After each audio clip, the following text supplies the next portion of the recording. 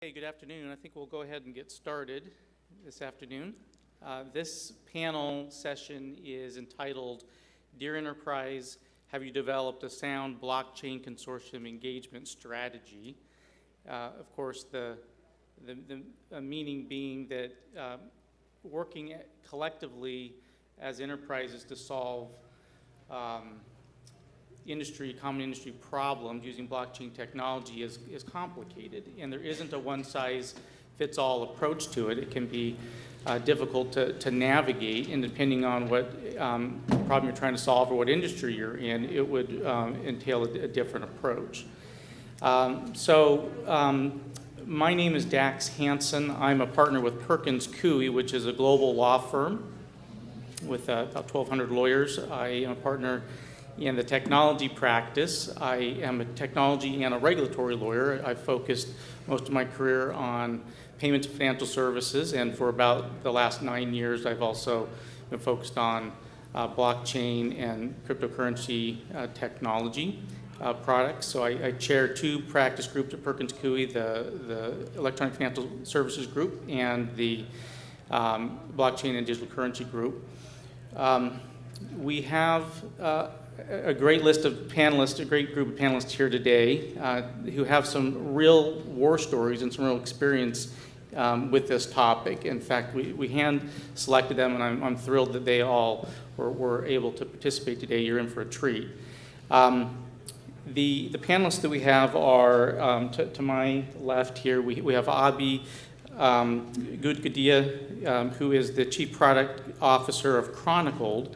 And Chronicled, for those of you who don't know, has been building blockchain solutions and working with enterprises in several different industries, but most notably, I'd say the pharmaceutical space. And so Abi has multiple years of working in that space, and he can bring some of his experience to bear here with us today. Next to Abi is Christina Spiliakos, the Assistant General Counsel of Circle, which is a financial services company that has founded the Center Project and the USD stablecoin that you have undoubtedly heard about. Next to Christina is Mike Walker, the Senior Director of Applied Innovation, the Applied Innovation team at Microsoft. And next to Mike, and so Mike has worked on helping enterprises figure out their technology strategies, including how to implement blockchain technologies, but also artificial intelligence and machine learning and other technologies as part of a broad fabric and infrastructure.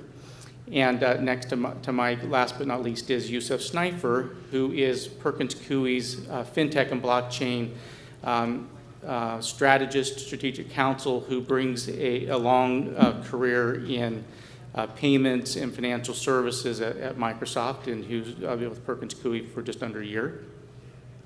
I want to have you think about some questions that you'll pose at the end of this panel here about enterprise engagement collectively in some sort of a consortia model, because we're going to give you some time to ask questions. But I think just to set the stage here, my view is that blockchain technology is inherently a collaborative technology, that its success depends on sort of network effects. The more enterprises or the more users adopt the technology, collectively work on it together, the stronger the prospects are for the solutions.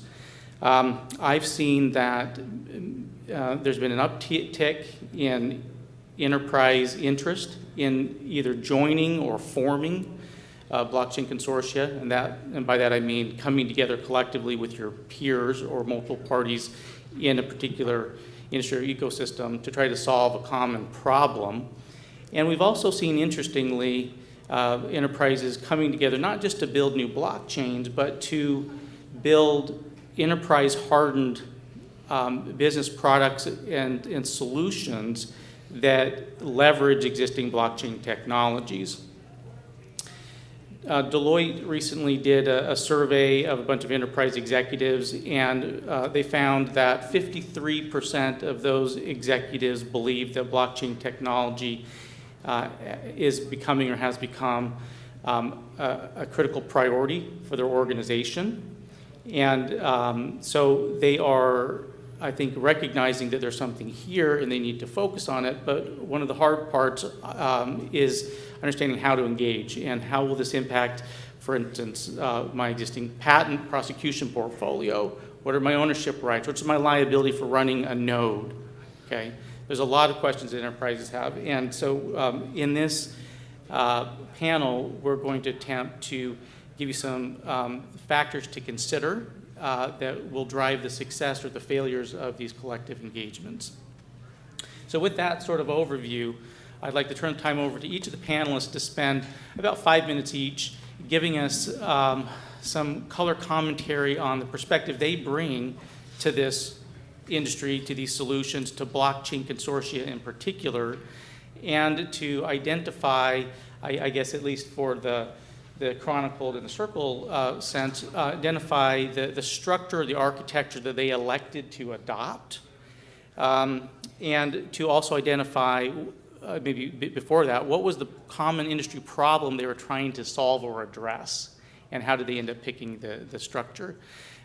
Mike, would love to have you talk, after you introduce yourself, to talk about what you're seeing in terms of the stage of adoption by enterprises of blockchain technology. It seems like there's an increase, but you're on the ground with them and you can give us some sense for sure. And then Yusuf, maybe you can, given your prior experience at Microsoft, tell us if there's analogies like cloud computing and infrastructure as a service that might give us some hints about where enterprises might go, but otherwise give us your thoughts from a strategic perspective. So with that, Avi, why don't you take it away? Thank you, Dax. Good afternoon, everyone. My name is Abhishek Gudgutia. As Dax was saying, I'm the Chief Product Officer at Chronicled. Chronicled is one of the OGs in the space, if I can use that term. We've been around since 2014, and we started off trying to build solutions and solve problems using a combination of IoT and blockchain, but then a few years ago pivoted to purely using blockchain. We have been working in several industries, but for the past about year or so, we have decided to focus primarily on the pharmaceutical industry, and we have found very unique problems in the industry that can be solved uniquely by blockchain, and that's what we have focused on. So maybe to give you a flavor for a couple of things we are working on right now and how and why we think blockchain is applicable and what has driven the industry to come together to solve this problem. The first solution protocol that we're working on is called a product verification system. And it's really driven by a FDA law that was passed about 6 years ago that mandated the entire pharmaceutical industry to come together and build an interoperable system to track serial numbers of drugs throughout the supply chain and also verify return drugs or verify the provenance of return drugs when drugs are returned to distributors. And this particular law has many steps and deadlines and phases. One of those deadlines is this November 2019, by when the distributors must verify the origins of a returned drug. It's mandated by law. There's no real option there. So we frankly got lucky. We have a number of pharma executives in our leadership team, and when we came across this particular law and the problem, we realized very quickly that it can be solved in a very, very elegant way using blockchain, because blockchain is meant inherently for problems, shared business problems in an industry ecosystem shared by different companies, and something that all companies in the ecosystem must come together to solve. So we brought them together, we formed a working group, and this working group has been now alive for 2.5 years. We meet on a very, very regular basis, every 2 weeks over the phone, every 8 weeks in person, face-to-face, very, very active collaboration going on, and this has been going on now for 2 years. And this particular solution is going to go live next quarter, November 2019 being the deadline. We are going live next quarter, and after testing, it's going to be used from November onwards. One of the key reasons, as you can tell from what I've described, one of the key reasons we were able to bring everybody together and really build this solution quickly was because this was a shared problem. And that's a pattern that we have found across the board, which is when we are evaluating use cases for any industry, we carefully look at whether it can be uniquely solved by blockchain and whether it is a shared business problem. If it's a business problem that's experienced only by one set of stakeholders in any ecosystem, then in all probability it's not a good fit for blockchain, even though it can be uniquely solved by blockchain, because there must be a win-win in the solution for every set of stakeholders in the industry. In the pharmaceutical space, with this first solution that I just described to you, first problem, there is a win-win in this quote-unquote for the drug manufacturers as well as for the drug distributors. They have to comply with this law. Then we started working on a second solution, a second problem, which is experienced throughout the pharmaceutical industry, and a problem that is shared between the drug manufacturers, drug distributors, and a different set of stakeholders in the pharmaceutical industry called the group purchasing organizations, or aggregators, as they're called, and it's in the revenue management space. And more specifically, it's a industry process that's widely followed called chargebacks. It falls under the rebates umbrella. So this is different from credit card chargebacks. You can think of it more as rebates. And last year in March 2018, the industry told us this seems like another problem that can be uniquely solved by blockchain. So we looked at it, we evaluated it. Turns out it's again something that is it's a shared business problem. The industry has been doing this for about 20 years now, and when we came up with a solution and prototyped it and demonstrated it to stakeholders, we literally got remarks from people saying, "Oh my God, this is amazing. We've been waiting for you for 25 years." And that tells you that it's a shared business problem, there's a high pain point, and everybody's eager to come together to solve it. So we formed another working group, and that working group has now been active for about a year, and we've been working very, very closely with them to solve this revenue management problem. And we can go into some of the details later on. But then Dax wanted me to also touch on the architecture that we've chosen, so let me split that into two. We've been very, very deliberate about this. There is the technical architecture and also the social architecture. And we as a company, we fully realize that the problem that we are trying to solve is just not technical in nature. We confidently can say that we've got that squared away. The problem is always more of a social problem where, again, how do you bring disparate parties together, competitive parties together to the table and help collaborate with them and enable them to collaborate between themselves to solve a shared business problem. That's a very, very hard social challenge to solve, and we feel lucky that we have those capabilities within our company.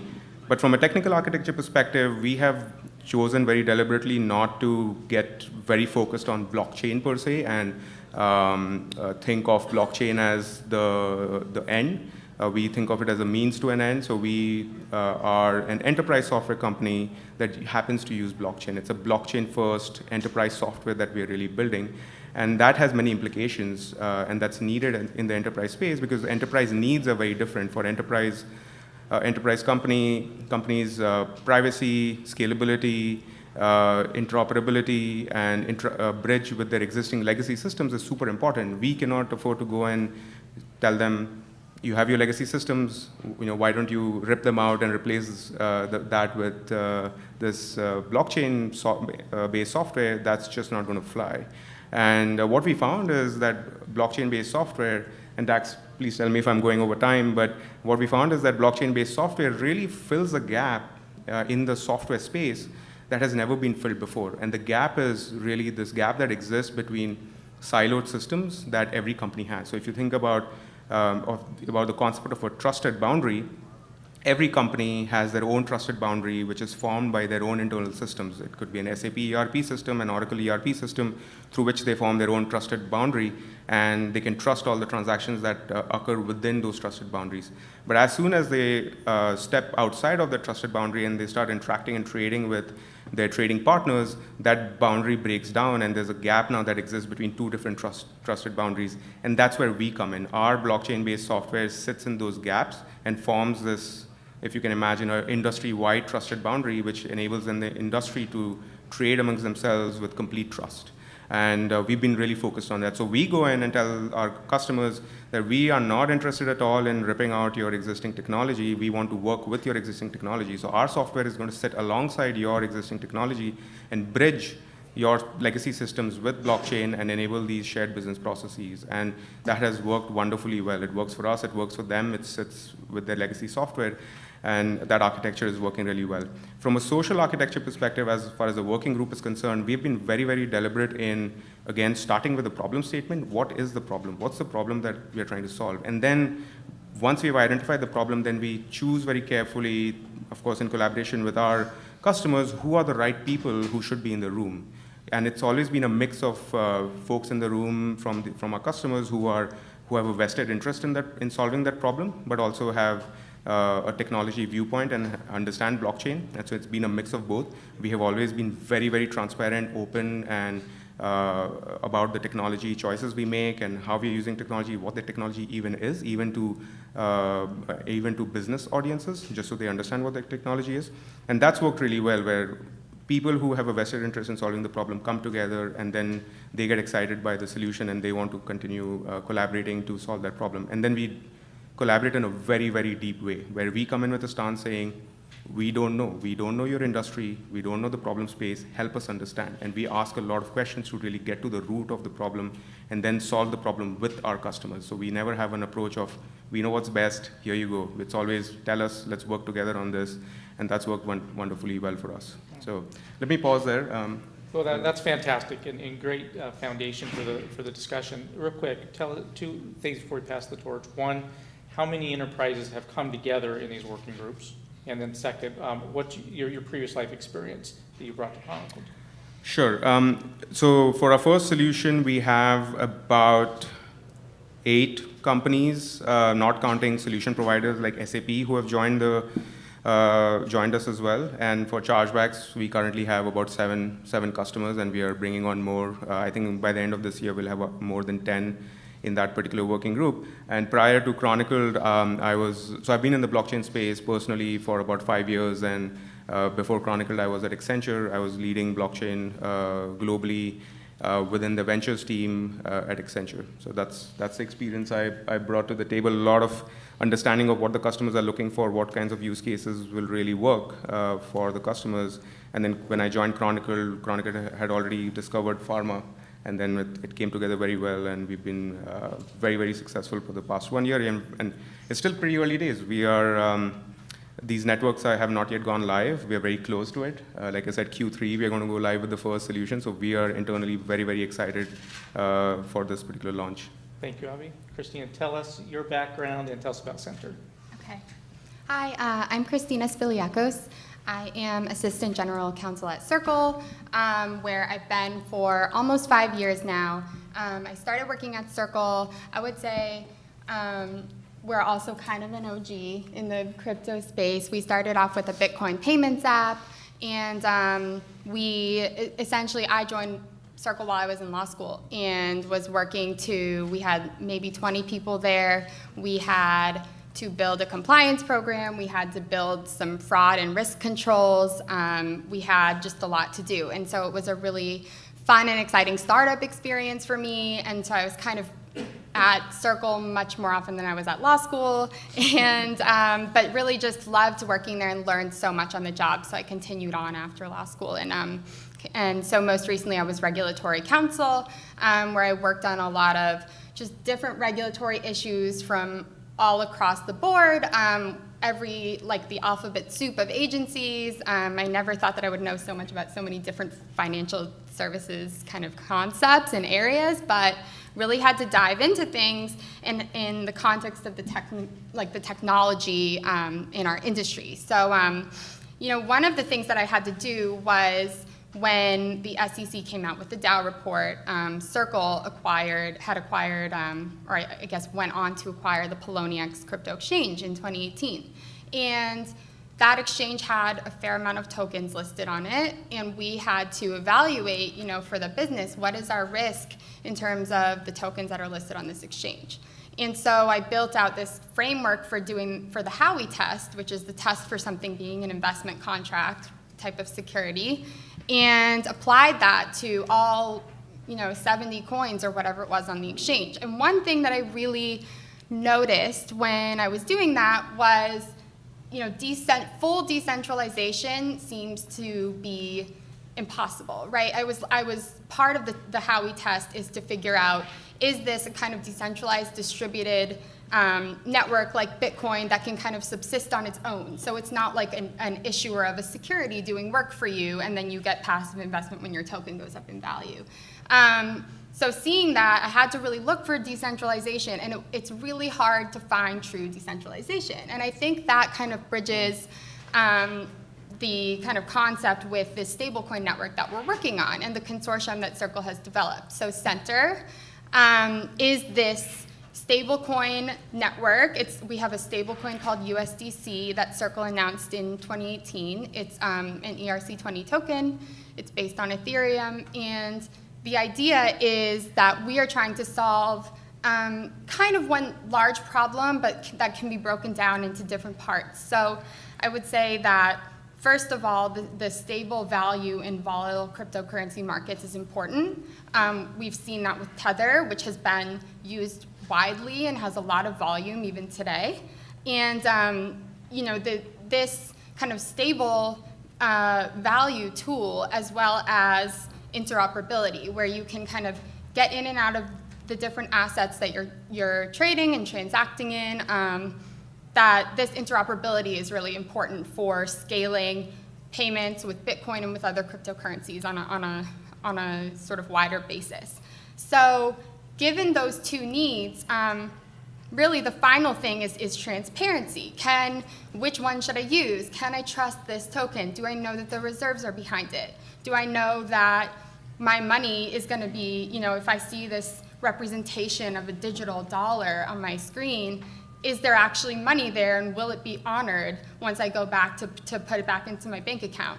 And so the reason why we began to build a consortium was sort of to replace this, or to kind of create a de facto decentralization. Since there's no way to have true decentralization, since there's no way for the user to know exactly what the issuer of the stablecoin is doing, exactly what their bank accounts look like, the next best thing we thought is to have a number of these enterprises, a number of these centralized entities working together to hold each other accountable. And so that's what the Center Consortium is. Right now, it's just Circle and Coinbase, which I think goes to Avi's point about it being a win-win for everyone in the industry. We really need, transparency. We need to have standards and rules to hold each other accountable, to require audit reports, to require proof that we're doing what we say we're doing.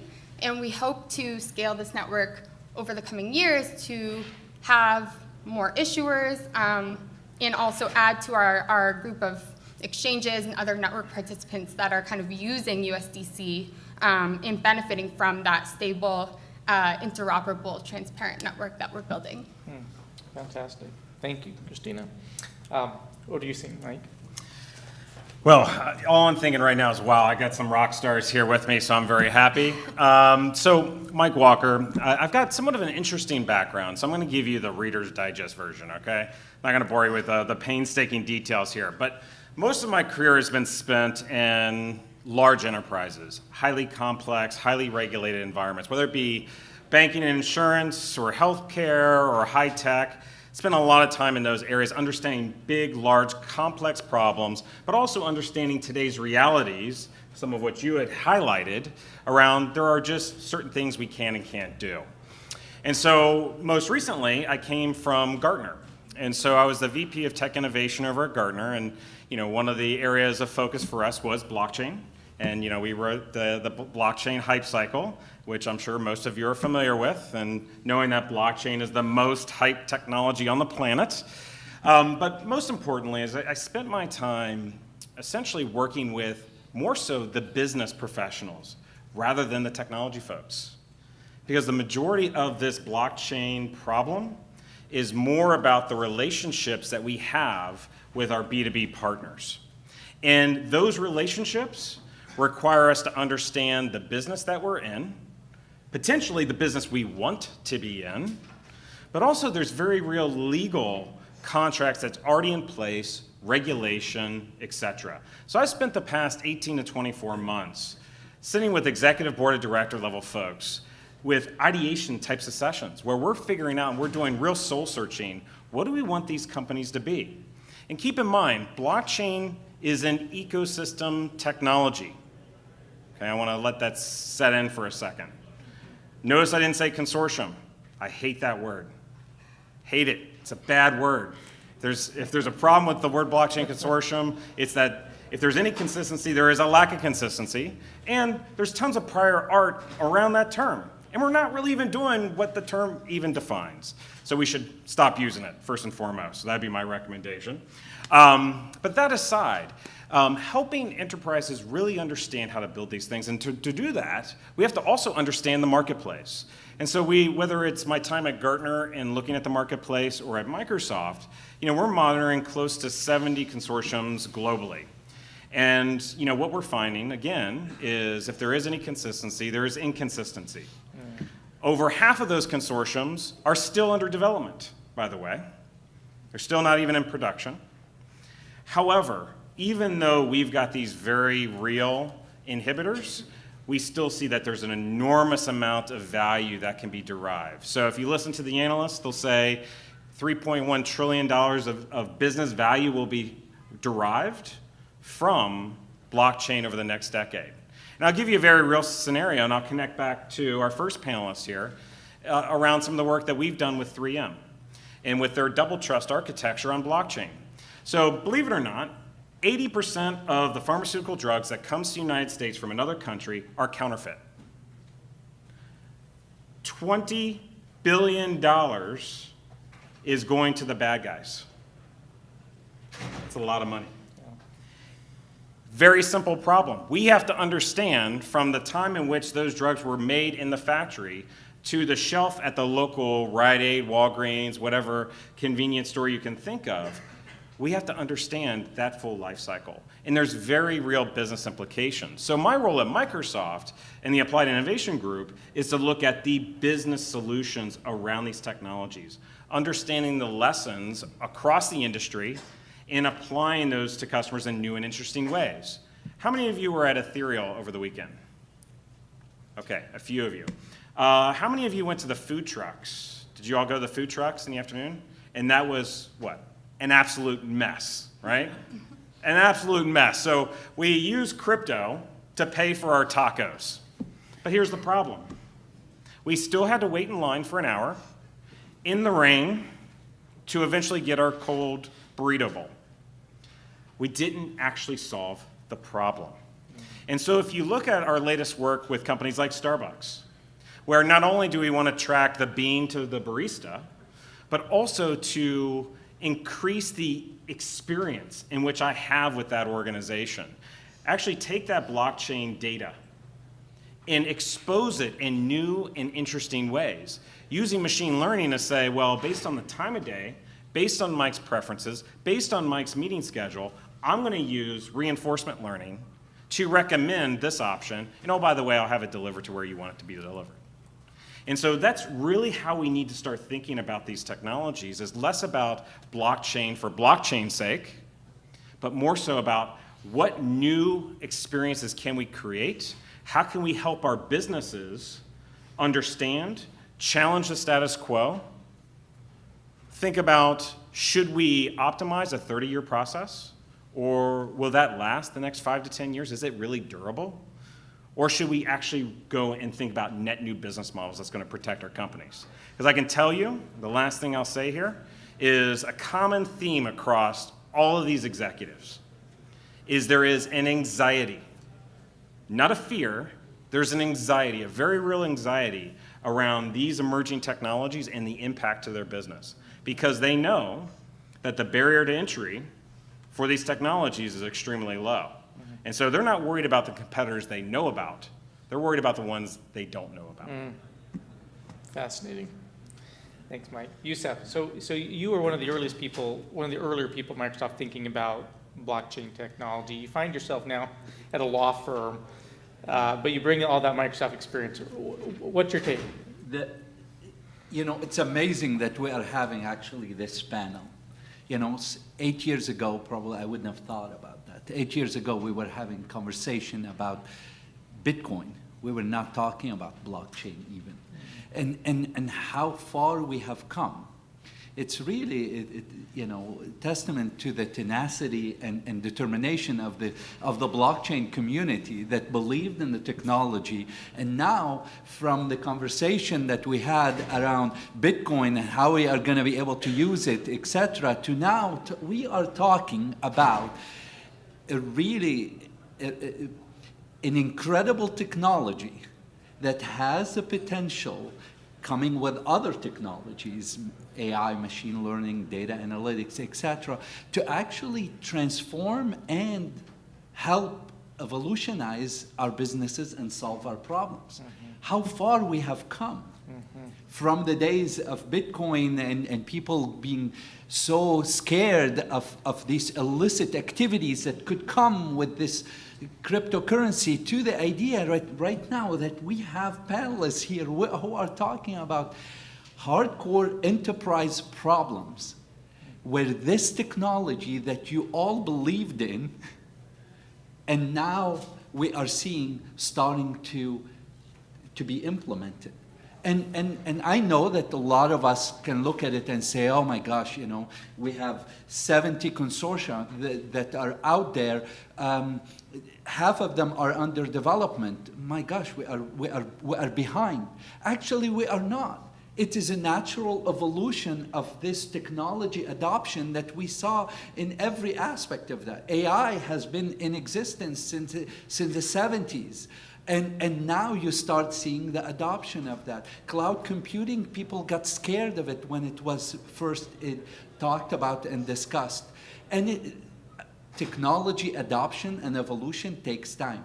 The fact that we are having this conversation today around adoption of blockchain technology by enterprises to solve an operational problem or unlock new business opportunity is something that we need to all of us step back and appreciate the evolution and the progress that we have made in this space. And that's why I'm excited about this topic, because I think it's a milestone for us as a community who has been in this to appreciate what could the future could hold for us. Yeah, absolutely. Well, good. Well, thank you all for your initial thoughts there. Now, I want to jump into at least two questions, or to try to get out of this panel at least two things, which is first, success and then failure. Okay, so of the many complex factors are all interwoven for how to come up with some sort of initiative, coalition. I know, Mike, you don't like the word consortium, but like the idea, the main point is that there are companies that are coming together to solve some sort of a common problem, you know, and the thought is that there's various technologies that can fit, but blockchain technology has the keys to some of the potential success here, right? So as companies come together, they have to analyze things like legal structure, IP policy, how do you get IP, intellectual property in, how you license it out, how you fund the organization, how you run it from an operational perspective, how you deal with antitrust considerations, right? I mean, there are many, many factors.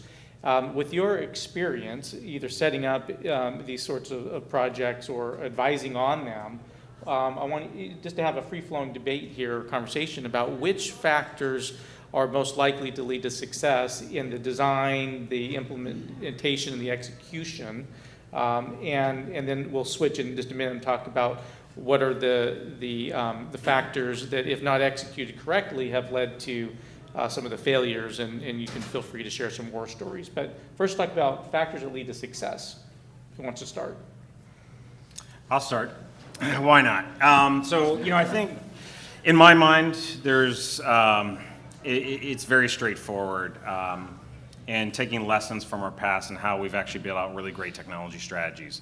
It's really to be deliberate with our strategies. And so a lot of times we have the tendency as technologists to just jump in and start building stuff. And while that is really beneficial to throw the spaghetti on the wall and test those ideas, however, we also need to take a step back and actually have a vision around what these technologies will be applied towards. And what we found is actually starting with what sort of business model do I want for this digital ecosystem that I'm trying to create? And so we've codified 4 key business models that will actually derive all my other technical decisions, my legal decisions, my governance decisions, greatly simplifying the conversation. Because here is the sad reality. When we're talking about these ecosystems, or that bad word consortium, it's not just your company anymore. Where already today, we know how much of a pain in the rear it is to get our legal folks to agree, our risk and compliance folks to agree, our business stakeholders to agree, et cetera. Now we got to get 3, 4, 5, 100 other companies to come together and agree. Oh boy, that's tough. And so understanding how we're going to structure this from a business and economic perspective, starting there first, greatly simplifies how we build these out going forward. So the 4 models would be a founder-led model. And a founder-led model is essentially what GE Aviation is doing. So we launched that Microsoft and GE Aviation have this great partnership where they're essentially digitizing the entire aviation supply chain from ore to engine to be able to understand if you're taking Delta Flight 101 from JFK to Heathrow, be able to create a digital twin of that engine and understand and predict, based on the weather patterns, will there be an issue? Will there be any stress on that engine, et cetera? And so with those scenarios, now we understand, oh, well, this is a controlled ecosystem that we want to create. So now the governance is much more straightforward. We don't need to have a joint venture. We don't need to create a new company. It's our company and our existing legal contracts. But as that fans out into a partnership-driven model, where we have more of a joint venture structure and the economics look very different, to an industry-driven model where it's flattened. It's more like the permissionless world, where everyone's an equal player, and the governance looks very different. Now you've got things like board of directors, and you've got arbitration and enforcement concerns, et cetera. And so by starting at that point and understanding what problem ultimately are you trying to solve, then it gets much, much easier to figure out the economic challenges, your risk footprint, the legal structure, where I get incorporated even, who will be my partner, the roadmap, the technical architecture, because the technical architecture changes based on that business model. And lastly, the governance model. How strong-handed am I in the governance model? How do I kick people off my ecosystem when they do bad things, right? All those questions start at that very beginning point. So I'll kick it off there. Great. Yeah, I guess I'll go next. I think that with Center, I'll start off with what I think has helped us with successes so far in building the network. It really is kind of taking the time to set out specific network rules, and we're actually working on this rule book, which contains, for each issuer that's involved in the system, what are the kind of boundaries, what are the requirements, how can you exercise influence on the network, really just what each player is allowed to do and what are the consequences if they don't meet kind of the standards that the consortium, that Center, has for each issuer. And by doing that, I think we really establish and create the kind of ethos that we're all on a level playing field, that no single issuer is going to have, just because you arrived there first, is going to have kind of say over any other. There's equal ownership and there's equal kind of say in what happens with the enterprise. So I think that would be, really defining the network rules is what stands out as the most important thing in a payments kind of based consortium. Also, I guess, just kind of mapping out the possible scenarios. If there is an issuer who becomes bankrupt, if there is an issuer who defaults on or is unable to pay out the reserves, or who kind of stops maintaining the necessary reserves that's kind of required for the network to work. So just setting out those scenarios so that we can confidently create this network and make sure that everyone can trust it, the public who's using it. I would say really a challenge I think, is staffing.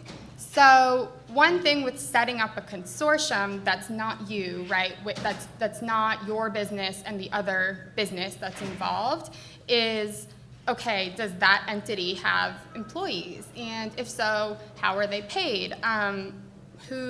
Before it has employees, how much time should the dedicated employees in each business, how much time should they be contributing to this project? You know, I had other legal jobs to do in Circle before I started working on the center kind of business. And so, you know, I think it's been an incredibly rewarding experience, but you do kind of add to your responsibilities, and it puts a strain on the employee and the staffing in your business. So kind of setting out or figuring out a plan for how you will make staffing work, who will be working on the project, as well as if you plan to have sort of a tiered membership approach, like if you plan to have, okay, this issuer, if you have a certain net worth, has to put in this much capital into the network or into the consortium, then how do you avoid a free rider problem if it's a smaller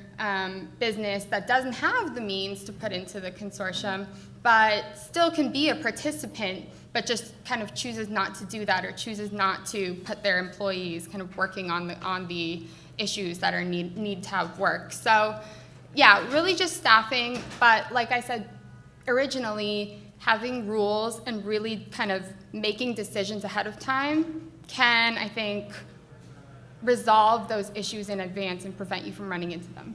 That's great. Can I actually ask a clarifying question for you? Yes. So as far as, because I think the talent issue is a big issue, could you maybe give your perspective on the level of readiness organizations have? You know, is there an ample amount of these skill sets? You know, and, you know, kind of how have you approached that? I mean, I think the reason, especially with founding members, the reason why they're doing it is because there are individuals in that organization that care and that have the skills and that have the capability and really the drive to put that thing in motion to begin with. So I would say initially, you know, it really is kind of a lot of people on each side of the business. I mean, we have at Circle, we have, and Coinbase I know as well, we have developers, we have lawyers, business people, accounting, I mean, really across the board, all working on this project and all kind of taking, you know, an additional 25% of work or something to make sure that it gets bootstrapped and that it gets going. So I can't speak to after that. Once there are more issuers, I think we'll see as the network grows. But I think, yeah, it's the reason for putting it into motion, the drive and the motivation creates that, or is indicative of that capability being in-house to begin with. Yeah, and the reason why I asked that question is you might be hearing in the audience a subtle difference between some of the talk tracks. So you hear more of a permissionless based conversation, and you hear more of a permissioned conversation. And you know, what we find, at least what I've found in the industry, is in the permissionless space, there's a lot of excitement. There's been a lot of growth in that space, a lot of passion. But the more enterprise space, the permission space, is much less mature at the moment. And so from a skill set perspective and a readiness perspective, we actually see a dramatic shortage of skill sets within these large companies. I didn't expect that. Yeah, it's amazing, and it's not for sake of willingness to go down this path, but it's execution. And right, wrong, or indifferent it may be, and yes, I work for, you know, a big technology company. You know, a lot of the big tech firms and the consulting firms, you know, they have a lot of the talent, and it's really hard for large organizations to compete. And so that's a very real challenge, even from a founder perspective, is, you know, our level of readiness, both organizationally and technically. And that, sorry, Abby, before you go, but that is one of the top issues that has been cited by many of the executives with respect to adoption of these technologies, including blockchain, is a lack of talent. You know, they see companies like Microsoft or an Amazon or an IBM or others or other many of your companies who are born and raised and have the expertise in the blockchain space. You have the technology, you know the expertise, you know the talent. In-house, a lot of these companies who are looking at these solutions, they even have a hard time sometimes evaluating the applicability of this technology to their business. And they need help. They need somebody to onboard them. They need somebody to bring them along and to help them. And there is a shortage of talent. You see it in the AI space. A lot of the conversation right now, even in the financial services and financial institutions, they have a hard time competing for AI talent to bring in-house. And I know it is the same issue that they are facing around DLT and blockchain. Yeah, certainly a shortage of developer talent, shortage of talented advisors, lawyers, accountants too, and just generally a shortcoming. Yeah, that's So, interesting. yeah. I mean, that's something we haven't necessarily experienced. I mean, certainly as a technology and software company, we face that shortage of talent. We are looking for good blockchain developers, but when it comes to our customers, that isn't really an issue because we have, as a company, abstracted away all that complexity for them, and they don't need to know anything about what's that's running behind the hood.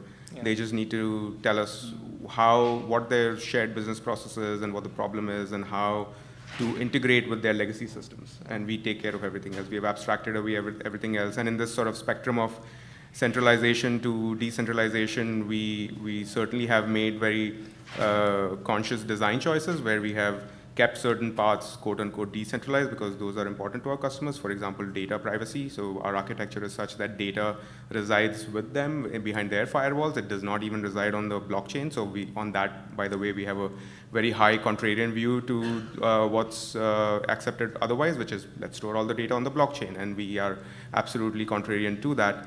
So we have made those design choices and made it decentralized, but we are quote unquote centralized in some respects in that to begin with from a consortium or working group perspective, we are centralized. So Chronicle as a company, we are coordinating all the activities, we are facilitating the conversations, we are getting into the weeds about what the problem is, and from that perspective, really it's a centralized approach.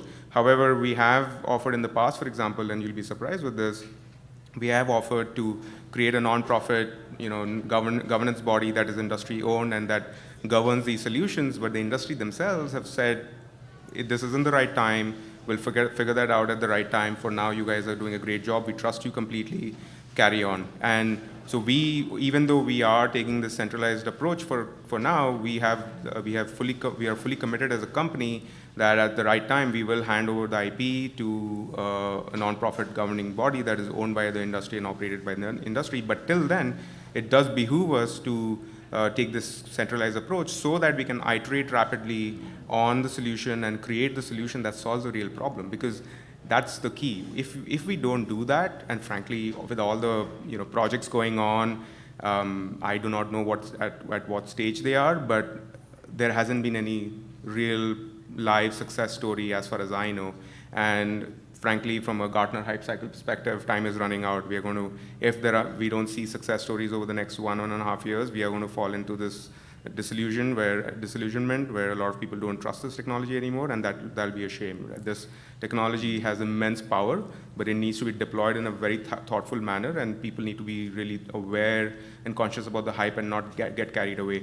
We as a company, we have done our part where, frankly, most of our time for the past 2 years has been spent saying no to Fortune 500 companies when they come to us and say, Chronicle, I have this great idea for how blockchain can be used to solve XYZ problem. And we say, you know what, sorry, that's not really a good use of blockchain, and we can't help you. And that's been painful, right? I mean, we're a startup, and it's painful turning away potential business, but we need to be responsible blockchain citizens, so as to say, and we've had to tell them no. So we've made very, very conscious design choices all along the way to ensure that we arrive at real solutions, real problems, make it, go live with it, and so that industry experiences some success.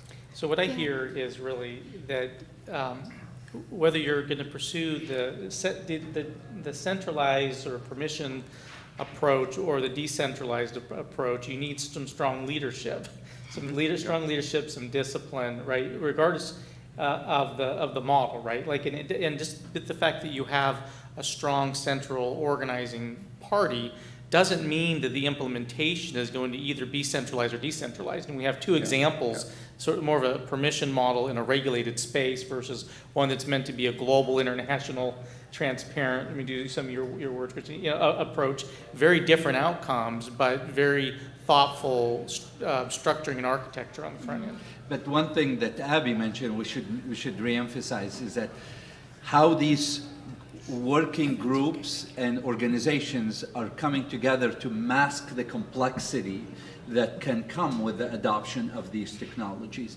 I think we have to think about it from a user perspective. How do you mask the complexity that comes with adoption, and even within the enterprise, how would the consortia, a working group, whatever we want to call it, is also helping, mask the complexity in adoption by enterprises as they move forward. Yeah, and frankly, sorry, I know you want to say something, but frankly, we have seen this again and again where the business stakeholders, who are the real buyers at the end of the day, they at the end of the day do not care about blockchain technology. They are like, I have a problem, can you solve it for me? What technology you use is really, what we are there for as a company, but they don't care. And that's when you also know that you found the right stakeholders, right? Because real business, the leaders, the business leaders don't care about the technology, they care about the problem being solved.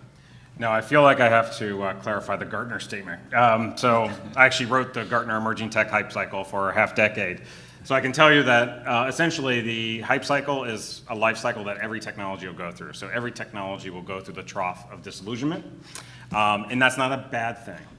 Okay, it's actually a very good thing, because what it says is this overly hyped technology that says rainbows and unicorns, you're going to get everything. Now we actually have tested this technology, and here are the 10 things it's really good at, but don't expect all this other stuff. So that's the reality setting moment, is when you hit that point in the hype cycle. And actually that's where we want to strive to be, is in that point. We don't want to stay at the peak of inflated expectations. That's not where we want to be as an industry, and that's, frankly, where we're at. And not every industry either is at the same level. So if you look at financial services versus utilities, versus aerospace, versus other industries, they're at different points in the hype cycle. And what this shows us is there are different industry complexities, different requirements where you can abstract some of that complexity, but a lot of it you can't. I can give you very real practical examples. GE, we talked about this here at Ethereal. We had a big session where we talked about how it's highly regulated and the government needs to be able to plug in, because guess what? We're flying human beings over oceans and we don't want these planes to crash, right? It's human safety. We've got existing line of business systems that we've had for a half century that we have to integrate with. We've got human processes that must be complied with.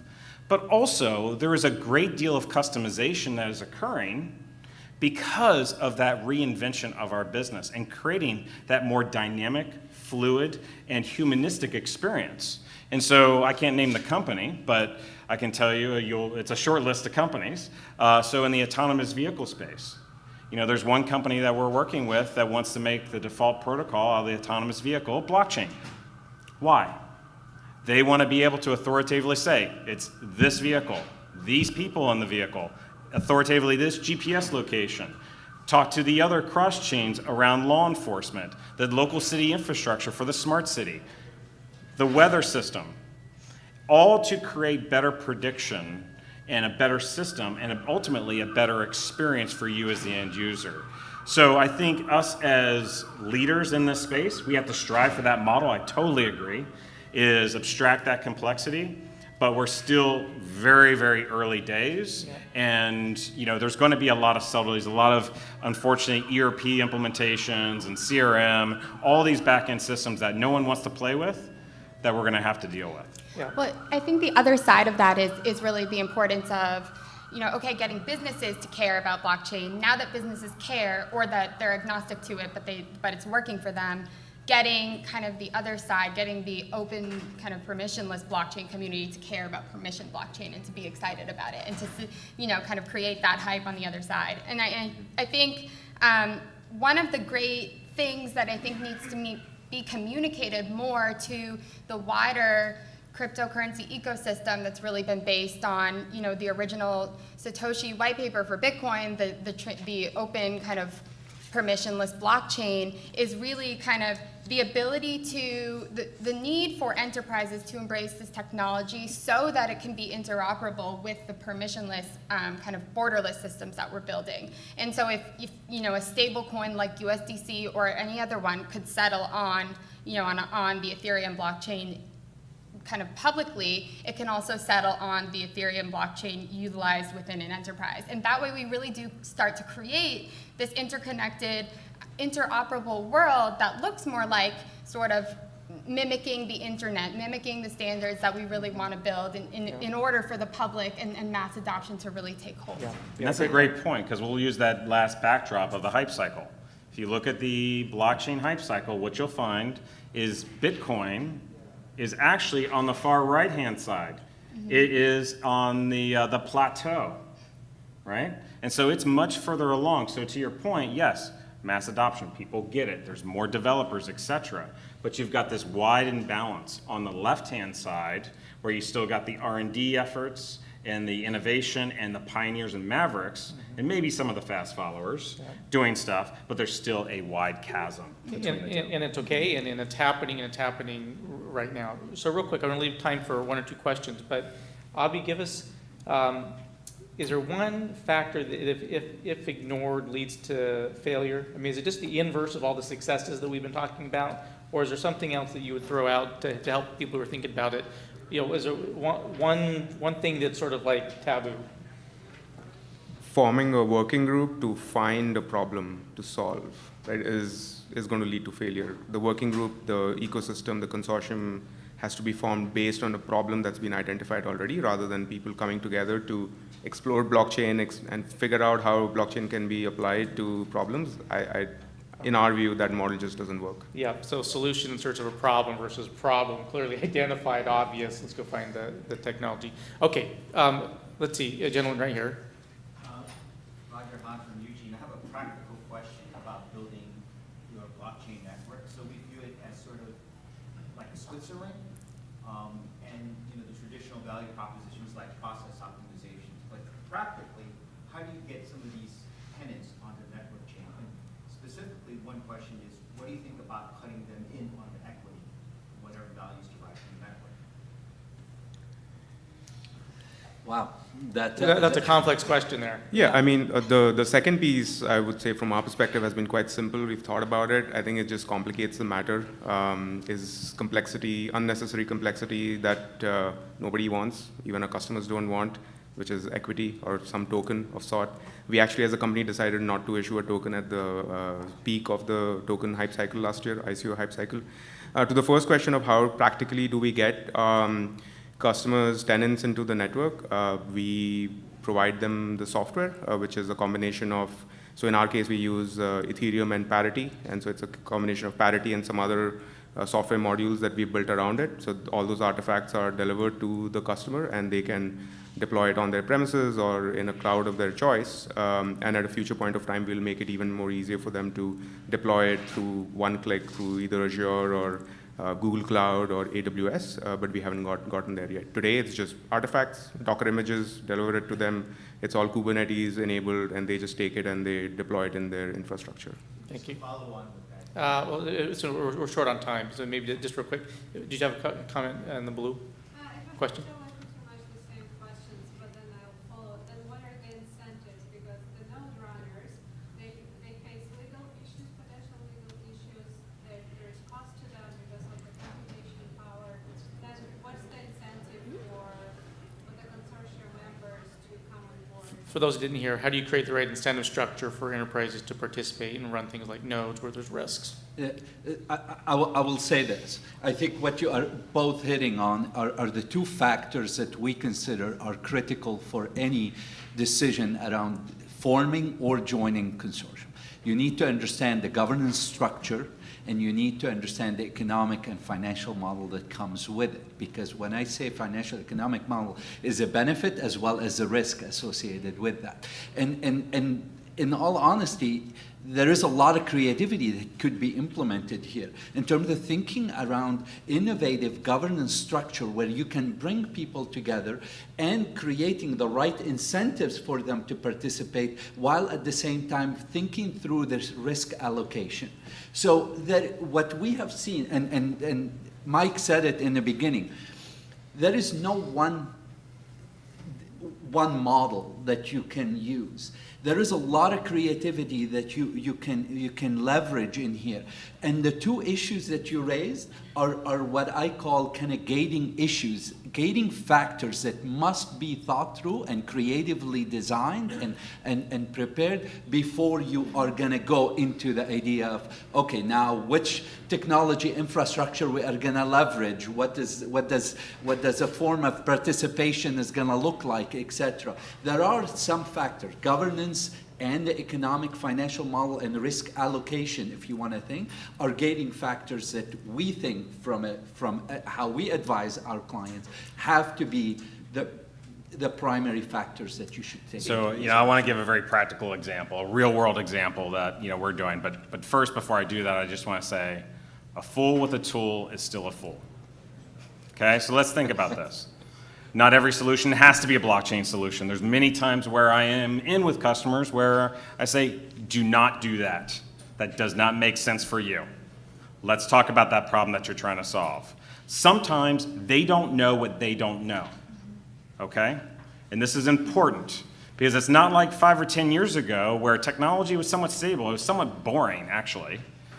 But now we've got all these new capabilities at our fingertips. We have connectivity everywhere. We've got more data than we've ever had in the history of humanity. There's a lot going on. And a lot of these business executives don't realize all their options.